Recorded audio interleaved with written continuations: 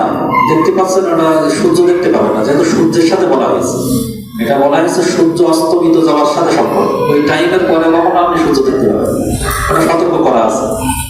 ওটা ভুল নেই, যেটা বলা আছে এটা বরং আরো 2-1 মিনিট পরে বলা আছে। ইফতার যেটা করি না আমরা, ওটা মনে করেন সূর্য অস্তমিত হচ্ছে মনে করেন যে টাইমে, তাছাড়া আরো 2-3 মিনিট পরে আমরা ইফতারের টাইম দেওয়া আছে, যাতে ওটা সংশয় না থেকে যায়।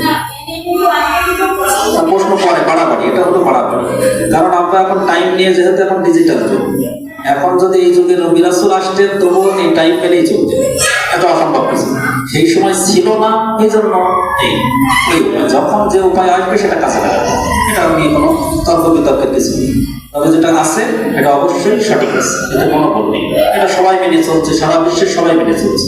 টাইম অনুযায়ী এখন টাইমের যুগ, টাইম মেনে চলছে।